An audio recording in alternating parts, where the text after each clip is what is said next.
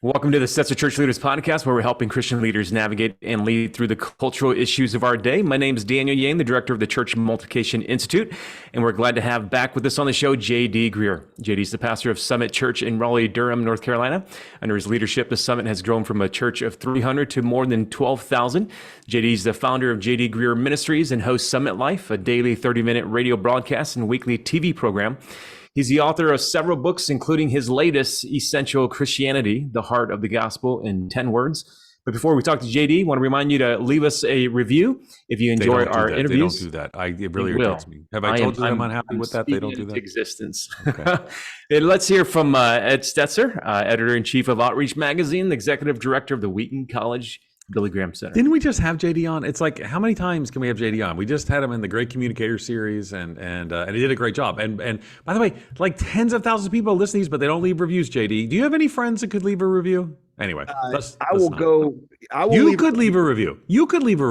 I could. You know what? I just want to say, I've never noticed this. I've been on this lots of times. Daniel has the perfect DJ voice. Oh no, he's totally amazing. There you go. I'm just going to go review that and be like, I don't know about the Ed guy. Put that in the review. Put that in the review. That'll be the review. That Daniel has an amazing DJ voice. I can have a DJ voice, but I have to put it on. All right. So here's the thing. So we are just coming out of the Super Bowl. Daniel, that's a big sports thing. Yeah. Right. like he doesn't know, but I don't know. So, and if things, we had those, he gets us ads, and I should say JD and I we serve in this theological advisory committee with He Gets Us. And so everybody's talking about it. I don't know at the time of this recording whether or not the article I'm writing in a major secular publication gets it in or not, because it's a little tricky to write about these things. So we'll see, but I've written lots about it. JD's written lots about it. We'll link all those in the show notes.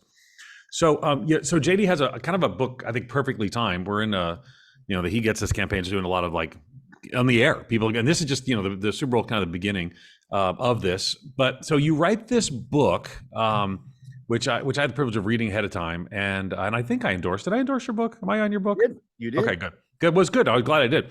It's called Essential Christianity: The Heart of the Gospel in 10 Words, and so it's not a book geared towards like Daniel, me, whatever.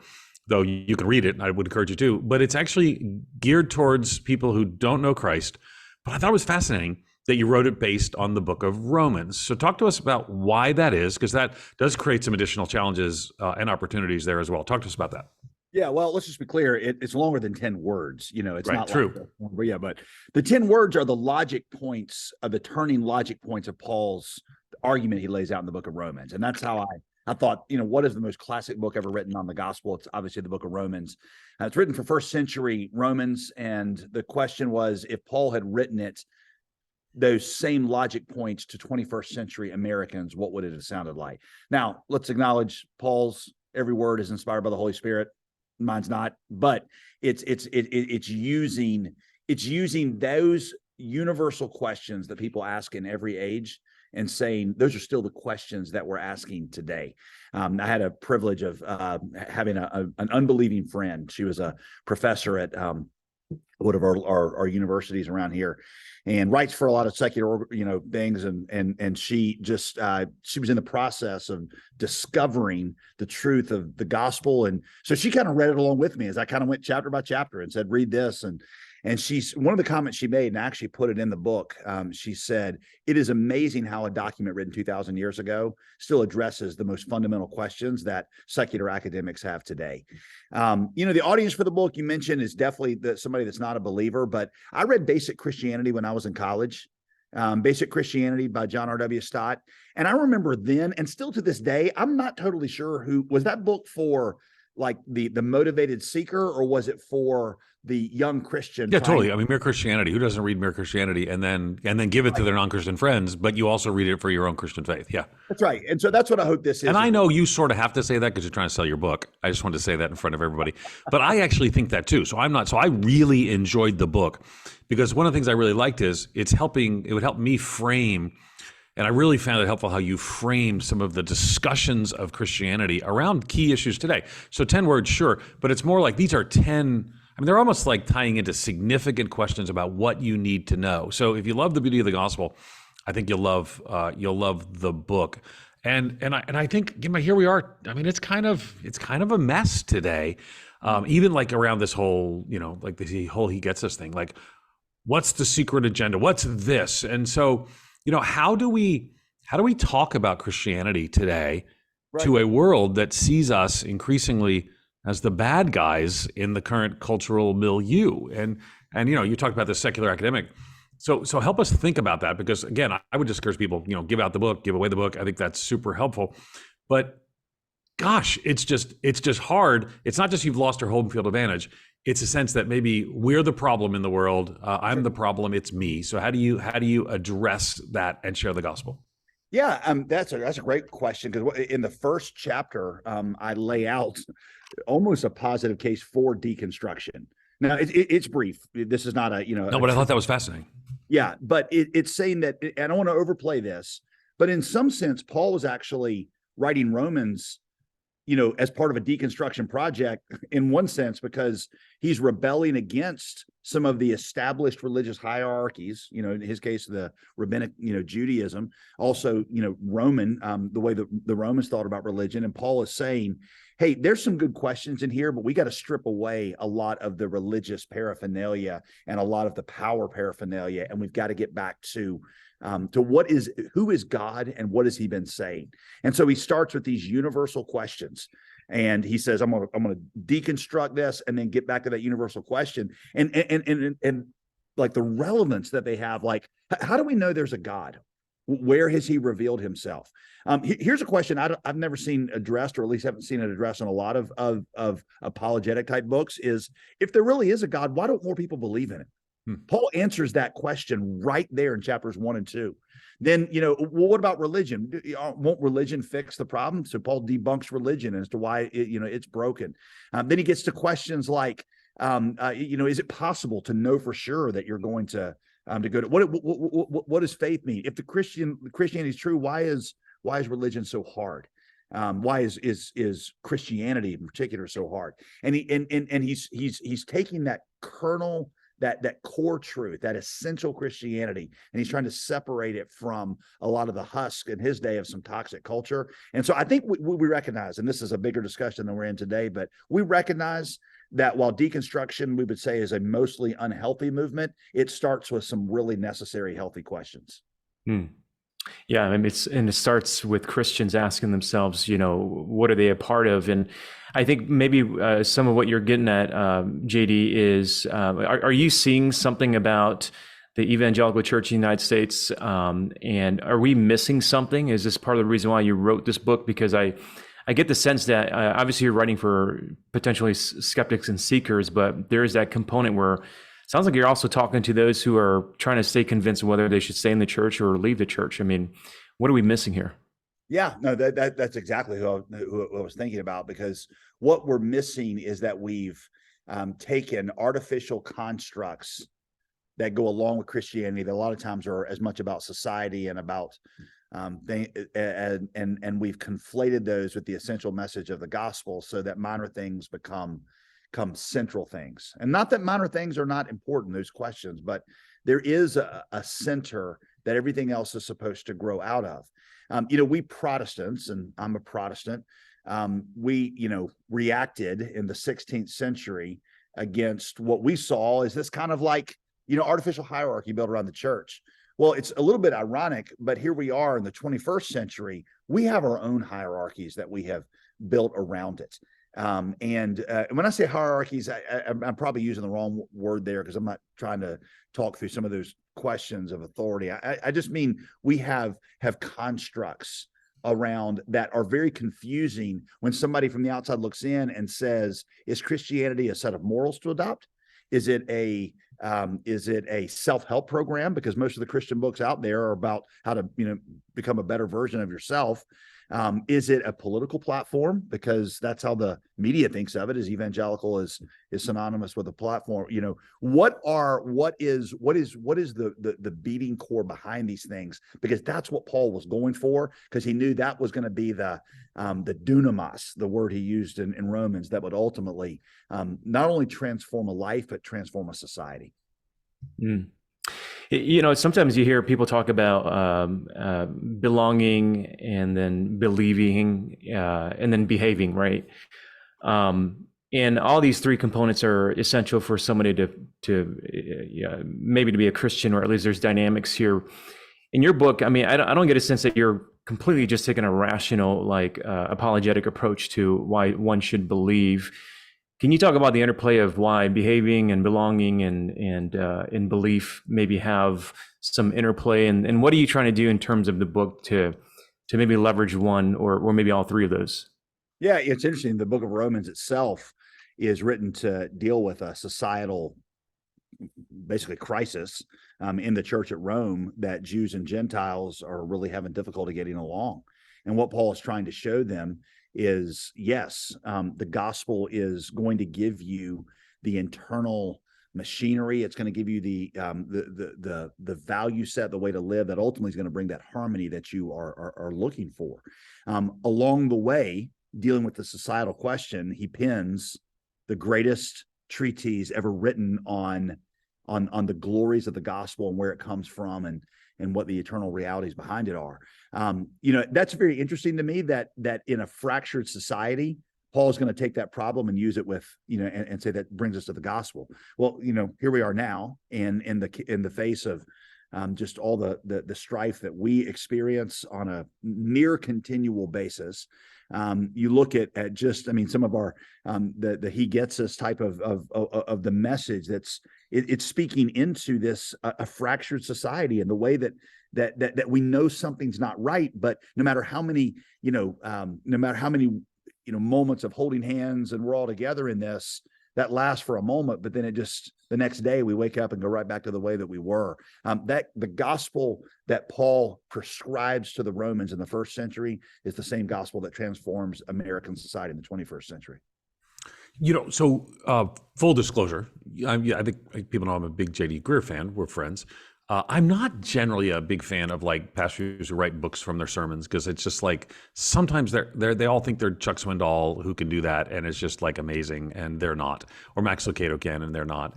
But what I really liked about this, well, first of all, is some of the focus, but the 10 words. So I would, if you wouldn't mind, because I've got a question to follow up with that. Can you do the 10 words in your head? Do you have all 10 words? Like, can you get 7 of them? I mean, you're looking around for the book, I am looking around for the book. I'm trying to look online, but give me some. Let me do this. So I put you on the spot. Give me some of the words so we get kind of a feel, and then I'm going to come back to a couple of questions related to that. Announcement's the first word, because Paul starts with "Into the darkness God has spoken," and that Christianity is not good advice; it's good news. The second word is undeniable, because Paul is going to explain that what can be known about God is actually there, and the weakness is not in the evidence, it's in the disposition that you bring to it. I'm going to skip a word here and go to the word religion with it's crossed out, because religion is the universal human response to the gap that we feel between us and God.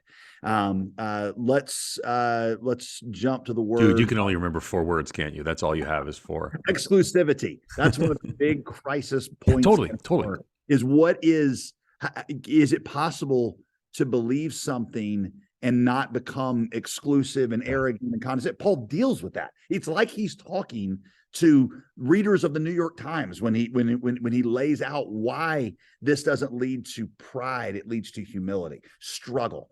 That's another one that I feel like is this unanswered question of people say, if Christianity is true, why is it so against, in some ways, what I naturally want to be like?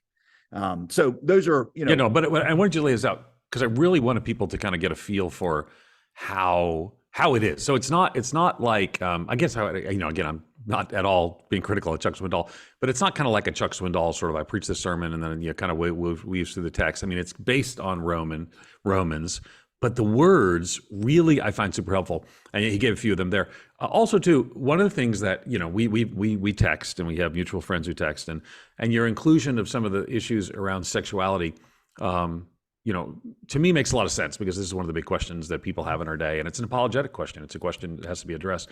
But for other people, it's like, well, if you're doing these 10 essential words, what are these asides that are there as well, and why are those included? Yeah, so there's 3 interludes total. One, and they're all a little bit assumed in Romans, and Paul doesn't devote as much space as he does to the main argument. The three are who actually is Jesus? Paul declares him to be the Son of God in power. What does that actually mean? And if Paul were in person, he would unpack a little bit. So we talk about what is the Trinity, and who is Jesus as the Word of God. How do we know it's true is the second interlude, because Paul is going to put a lot of that on the resurrection. His classic explanation of the resurrection or defense of it is 1 Corinthians 15. So we just weave a little bit of that in there of why is the resurrection so important. The third one, the one that you just alluded to there, is the question of sexuality, because Paul in the book of Romans, when he's talking about the result of the fall, talks about all kinds of our both our person as well as our relationships that are corrupted by the fall. And one of the ones he touches on is sexual brokenness. One of the things we all have in common as fallen people is that we're broken sexually. That brokenness manifests itself in different ways. But it's just that's at the core of who we are. And Paul says this is where you're going to see some of the effects of sin. And so realizing that in kind of, society, this is one of the big kind of objection points for Christianity is look, aren't you espousing an archaic sexual ethic? Yeah. In the 90s, it was sort of don't ask, don't tell. People come in and they, as long as you won't talk about it, I won't talk about it. It won't be awkward. Every college student, young professional that comes to our church comes in with an assumption about what we believe and an assumption about how we believe it. Right. And if I don't get ahead of that, it's a non-starter. It's what Tim Keller calls a defeater. They won't even consider anything else I'm saying because of this. So I know that I've got to reset the terms and say, here's what the Bible actually teaches and how Christians approach it. No, I think because again, I know we were part of a conversation that was people were pushing back on that. I think it was the right choice. I don't think you can in 2023 you can have conversations that we're part of this Christian movement and not answering the biggest objections to the Christian movement that are in people's hearts and minds. So I think it's good. But that being said, what do you see are some of the biggest obstacles that people that are preventing people, and again, we've seen some of we're recording this before the Super Bowl, just full disclosure. So, but I know stuff's going to blow up, and I know we're kind of expecting it. Also, millions of people are going to, for the first time maybe in their life, read stuff about Jesus, and I love it. And I hope they go to the Bible reading plans that he gets us and explore who he is. So, but at the same time, not everyone's going to be happy. It's already been some of that. So, and so not just about ads, but what are the biggest obstacles preventing people today from considering and embracing the Christian faith? What do you think? Yeah, two things come to mind. I'm sure there are more thoughtful answers than this, but one of them is an assumption that goes back to Immanuel Kant that Francis Schaeffer talked about, which is that the truths of religion, the truths of Christianity are a subjective preference, not an objective reality. Schaeffer famously talked about his upper story and lower story. Lower story is, it's just what you prefer. And people tend to think of religion in that category as something that works for you. Paul and all the New Testament writers are saying these things are actually true. There actually was a dead man in a grave who got out of that grave, and that transforms everything. So that would be one, I think, major obstacle. A second is what we talked about earlier, is that there's all this construct that has been built around and associated with Christianity and with the gospel itself. And some of that is unfair. Some of it has been thrust upon us by people who don't take time to actually see who we are and what we believe. Some of it is self-deserved. There are some times that, Ed, you and I both know, are very familiar with Christians who are going to, they're going to say that Jesus is more important in politics, but when the rubber meets the road, it's political alignment that is ultimately the key unifier. And so I think, there's a lot of kind of a tangled mess that people have to weave through to say, okay, who is Jesus and what is he actually saying to me? And what is he offering to me? And is this one among many religious preferences that I can try on? Or is Jesus who he says he is, which is the one Lord, the creator of the universe, who died for my sin and rose from the dead? JD, I want to come back to something that you mentioned, and this is around college students coming into, let's say, a church like Summit or any one of the churches that our listeners are leading, and they are already coming with preconceived notions about how they want to hear certain subjects talked about. But I want to speak specifically about, or I want to address specifically those who grew up in church, and so they have the culture of Christianity and the church culture of church going. They may not have the content as much. Now, I can purchase a bunch of your books and give it to them, but provide some coaching. Like, how can we come alongside those who are used to Christian culture, and maybe they're in a season where they're kind of turned off by Christian culture, but they haven't really engaged Christian content, the content of the gospel. They wouldn't know Romans deeply. Reading your book can be helpful with that. But if I'm pastoring, 20-somethings coming to my church, and this is their background, I mean, it's a mission field, right? What are some coaching points that you can give to listeners that find themselves in this situation? Yeah, well, let's start with the language you used there, Daniel. I've loved, and Ed and I've talked about this before. I love Michael Green's distinction of what he calls the missionary and the defender of orthodoxy. I love it. Yeah, and he says in the first century, you had missionaries and defenders of orthodoxy. They exist side by side in the church, and the church needs both of them. A defender of orthodoxy is trying to show how distinct the Christian message is from the world. He is confronting error. He or she is confronting error. A missionary is trying to bridge the gap and trying to show how the questions the culture is answering, well, Christianity is actually answering those. And what Michael Green shows is that the two are complementary gifts. They start at different places and they're angled different ways, but they should never contradict. And in a healthy spiritual environment, they're going to actually mutually reinforce each other and support each other. We have a blogosphere culture, especially in evangelical Christianity, that loves the defenders of orthodoxy. And, we have some who are just like all missionary, and they think there's no role of kind of like contending for these core things of the faith. We really need both. Lovelace, Richard Lovelace used to have this analogy. He compared it to red blood cells and white blood cells in the body. If you have too many white blood cells, you die. I can't remember the name of the disease. You have too many red blood cells, that's leukemia. Well, you also die. He says you got to have the right balance of both. Well, you got to have in a church, you got to have red blood cells. Think of that as your missionary evangelistic zeal. You've also got to have the right amount of white blood cells, which are defending orthodoxy, and only then are you going to be healthy. I think pastors tend to lean toward one of those two, and we really have to take both because both are our assignment. I'm a guarder of doctrine that was committed once for all to the saints. And I'm, for 2 Timothy, guard your faith and your doctrine. But I'm also there to be seeking and saving the lost. And that means going out of my way to make this message understandable, perceptible, and remove the obstacles for those that are the farthest from God. Yeah, good. We're actually, you probably guessed this, that when you have two hosts, we were sending each other notes, and I really like that. That's good. That's insightful and helpful. Talk to me a little bit about how you would, you're in the research triangle. People don't know that from, it's not as common. It's not as famous as it used to be. It's kind of like, people like, I remember in the 2000, the research triangle, I guess, but it's just this place, a lot of secular people. People here, you're in North Carolina, and maybe they think, you're in a rural part of the Bible Belt. You're not.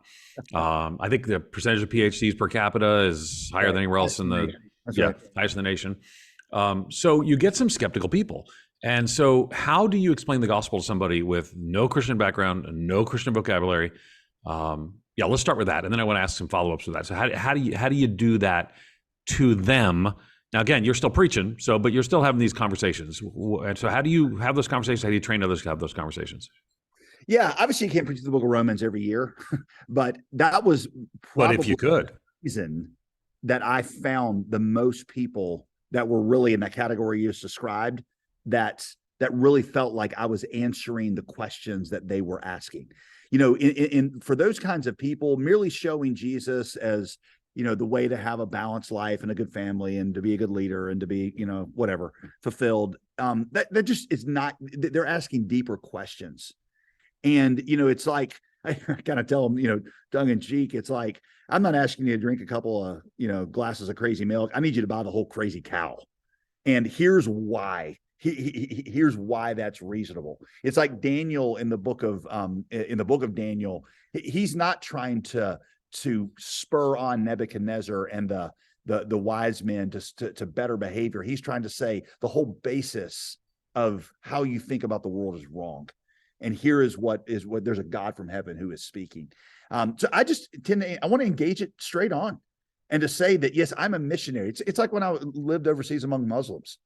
You were just saying you've got to make some choices about what really, where is authority? What is the role of what is prophecy showing us about these things? And so, that person I talked about at the beginning who had the privilege of, reading this book alongside me, she became a Christian through the not just of reading the book, a lot of different things, but this was part of it, is just dealing with these questions head on. And she even said to me, she said, I feel like when you don't take this stuff for granted and you will put it in terms accessible for somebody like me, there's a lot of us out there who want to actually hear what is the reasonableness for this thing that's a pillar of Western society. Is there any reasonableness for it? Show us that there is. So JD, let me follow up. What if the issue is not a content issue? What if somebody's, they know the gospel and they've lived it, let's say, most of their life, but they've had painful church experiences? How does the gospel help somebody who's come from a painful church background? Yeah, pastorally, that's probably the most difficult situation for me to deal with, because it's like they've already been across that bridge and it's been burned, and so I'm not leading them to something new. I'm trying to lead them back to something that has been messed up. Certainly you've got, plenty of New Testament evidence of the apostles and Jesus ministering to people like that. Ultimately Jesus said they would know us by our love. And I think that in a truly gospel community, you're just going to see a kind of love and forgiveness and tenderness and acceptance that thaws the ice that forms around a heart that has been hurt. And I routinely tell people, I'm like, there's literally no shortcut to that. There's not a magic bullet. There's not a secret answer. There's not a Easter service. There's not a special song that's going to change all that. It's caring enough about somebody to let the ice thaw through a continual sort of like radiation of love toward them, and knowing when to have those key conversations where you say, hey, this happened and this was wrong, and this was the error. Here is the truth. I talked to a young professional on Sunday who was asking this exact question that you're asking. And I said, don't beat them over the head continually. You don't always be working every conversation to back to this, but look for a few times, like maybe once every 6 months. And then you sit down with them and you explain again these things. And then you go for 6 months, just loving them and praying for them, because that's how the Holy Spirit melts the ice around their heart. Yeah, it is interesting how the, both relationship and content that points to the plausibility of the gospel are going to be key parts of that. I think sometimes read this book. Well, no, it's also something that comes from you. And but again, let's come back to it's Essential Christianity, the Heart of the Gospel in 10 Words is the book, JD Greear's course. Can I have one thing? I just feel moved to say this, and I'll make this really quick. Please. I've learned this as a dad. My kids, it's not a lack of explanation. It really is like the Lord, he humbles me to say, I'm the only one that produces spiritual fruit. And I've got to teach it to him. I've got to model it before him. But ultimately, I'm a farmer, not a mechanic. A mechanic, is you hear a rattle in the engine, you pull the car over, you tighten it up, and it stops rattling. A farmer plants a seed, and then if the seed's not growing, the worst thing you can do is dig up the seed. It's at that point between the seed and the soil.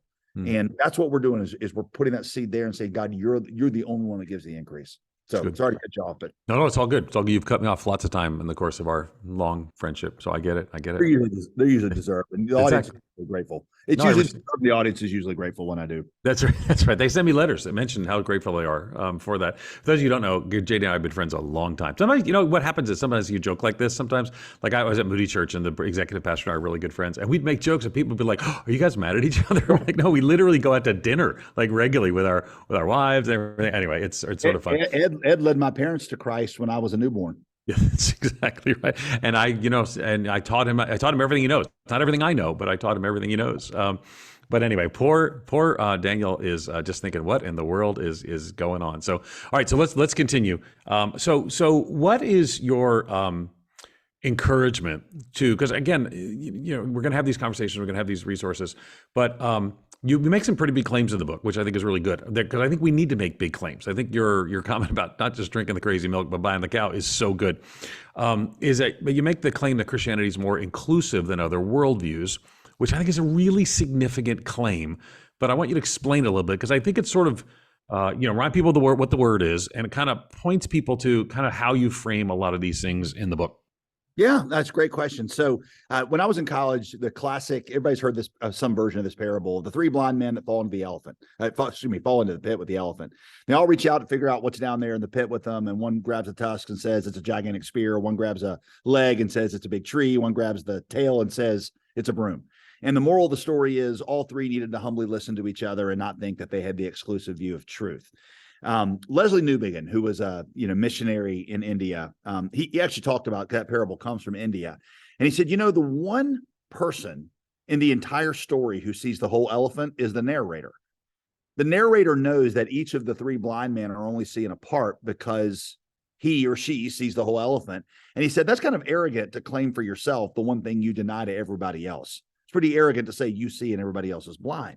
Well, in our day, people say, well, the kind of the one universal thing that we believe is that all religions contribute, all morality is good. But the only way you can say that is if you yourself see the very thing you're denying to other people. So the idea that there are certain views that are exclusive and certain views that are not it's logically inconsistent, and it folds in on itself.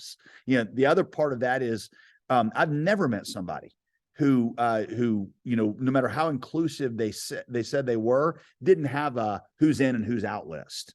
Let's just take I don't mean to stereotype here, but take somebody on the far left who is, just doesn't believe in God at all. They have a very clear understanding of who is a good person, and it doesn't include people who, throw plastic straws, into the intercoastal waterway, or people that are part of the NRA, or, there's a very clear group, so you just kind of acknowledge any truth claim is going to be, by definition, it's going to be exclusive. That's just there's no way around that. Well, Christianity actually says, the gospel actually takes that kind of idea and says you're included, not because you're smarter, not because you're better, not because of anything about you, but because of a gift that was offered to you. And instead of garnering the pride that goes with other types of exclusive claims, which is I'm in, you're out, because I got the degree, you didn't, I'm smart, I recycle, whatever it is you put in that, it says I am accepted through nothing about me, but because of a God who gave a gift and revealed himself to me. Therefore, and again, borrowing a little bit of the language of Tim Keller here, therefore, Christianity is exclusive like every other worldview, but it's the most inclusive exclusivity the world's ever seen. And it creates the most inclusive community where it's really believed and where it's really preached.